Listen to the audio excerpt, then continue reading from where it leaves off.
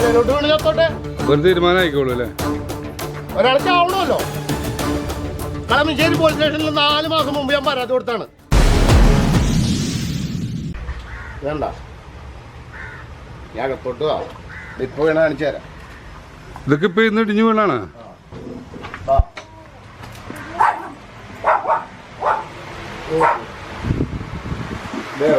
കല്ലിറങ്ങുന്നില്ല.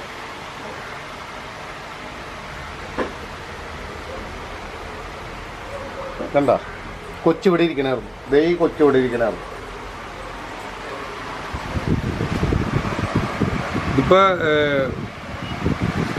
ആകശോചനീയാവസ്ഥയിലാണ് നിൽക്കുന്നത് അല്ലേ? 2017 കളക്ടർ മുഖ്യമന്ത്രിയുടെ ഓഫീസിൽ പരാതി കൊടുത്തിട്ട് വില്ലേജ് ഓഫീസർ വന്ന് രാത്രി വന്ന് എഴുതി റിപ്പോർട്ട് കൊടുത്താണ്. ഹൈക്കോടതി എനിക്ക് ഉത്തരവ് വന്നാണ് വീട് പണിയാൻ പെർമിറ്റ് കൊടുക്കാൻ പറഞ്ഞുകൊണ്ട്. ഇപ്പൊ എന്താ തടസ്സം നിൽക്കണ? എന്താ മുനിസിപ്പാലിറ്റി പറഞ്ഞത് NADയുടെ ഇത് വേണമെന്ന് പറയണം. എന്നാൽ എൻ്റെ അപ്പുറത്തും ഇപ്പുറത്തുള്ളവനൊന്നും NOC ഇല്ല. ഒരാൾക്കും NOC ഇല്ലല്ലോ. NOC കൊണ്ടുവരാൻ പറ.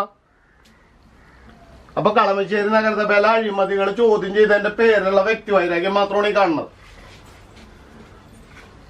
ഇപ്പൊ വലിയൊരു അപകടം സംഭവിച്ചു കഴിയുമ്പോ ആൾക്കാർ കൂടി ഓടി വരും അല്ലേ? നിങ്ങൾ നോക്ക്, വീടിന്റെ മേളൊക്കെ നോക്ക്. ഇങ്ങോട്ട് വാ, ഞാൻ കാണിച്ചു തരാം. ഈ തുണികളുടെ മേളിൽ മറ്റേ കുന്തം പൊക്കിയൊക്കെ ചേക്കണ പോലെ വീടൊക്കെ കണ്ട.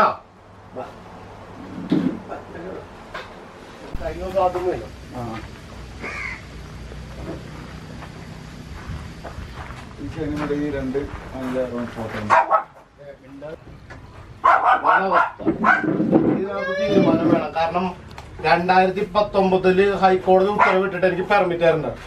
NOC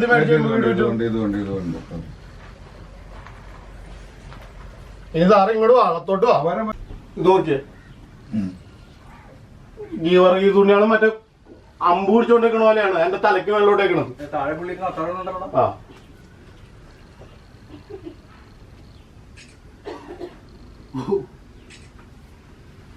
ഫുൾ അഡ്രസ് എന്ന് പറഞ്ഞേക്കെ വീട്ടുപേര് 9 ഇവിടെയാണ് കഴിഞ്ഞ പ്രാവശ്യം എന്റെ മൂത്ത കൊച്ചിന് ഇതേ പ്രായമുള്ളപ്പോഴാണ് ഇവിടെ നിന്ന് ഓടുകണ അവന്റെ തലയിൽ വീണത്. അന്ന് മുഖ്യമന്ത്രിയുടെ ഓഫീസിലേക്ക് വിളിച്ചിട്ടാണ് മുഖ്യമന്ത്രിയുടെ ഓഫീസിൽ നിന്ന് അന്നത്തെ വില്ലേജ് ഓഫീസർ ഇവിടെ വന്ന് വൈകുന്നേരം റിപ്പോർട്ട് വെച്ചു. ആ റിപ്പോർട്ടൊക്കെ ചാലക്കുടി മണ്ഡലത്തിലെ സ്ഥാനാർത്ഥിയുടെ വീടാണ് കാണുന്നത്. എന്താ പറയാനുള്ളത്? ഈ വിഷയം ഇന്നോ ഇന്നലെയോ തുടങ്ങിയതല്ല, 2019 തുടങ്ങിയതല്ലേ, അല്ല 2013 തുടങ്ങിയ വിഷയമാണ്.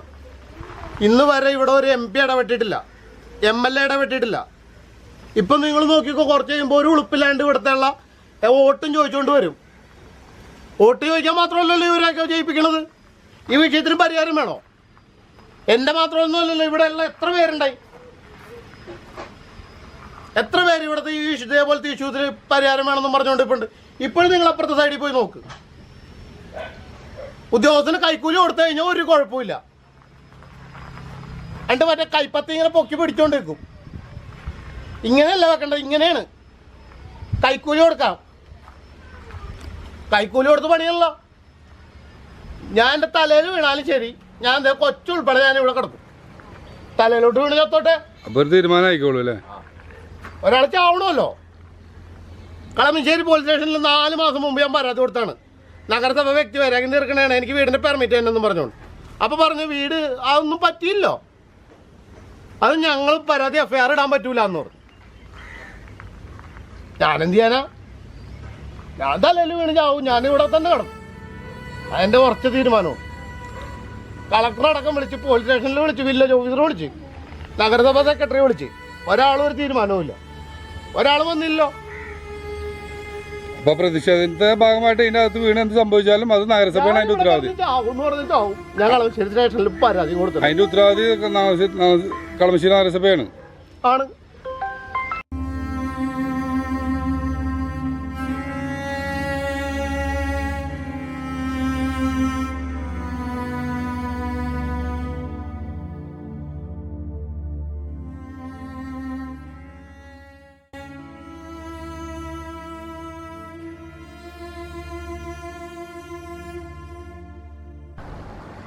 ഏത് നിമിഷം നിലമ്പത്താവുന്ന രീതിയിലാണ് ഇപ്പൊ ബോസ്കോയുടെ ഈ വർഗീസ് കൊണ്ടാളൻ മറ്റേ അമ്പും വില്ലും മറ്റേ കുന്തം പിടിച്ചോണ്ടിരിക്കണ പോലെയല്ലേ എന്റെ തലയ്ക്ക് മേളിൽ ഇത് നിൽക്കണേ നോക്കിയേ നോക്ക്.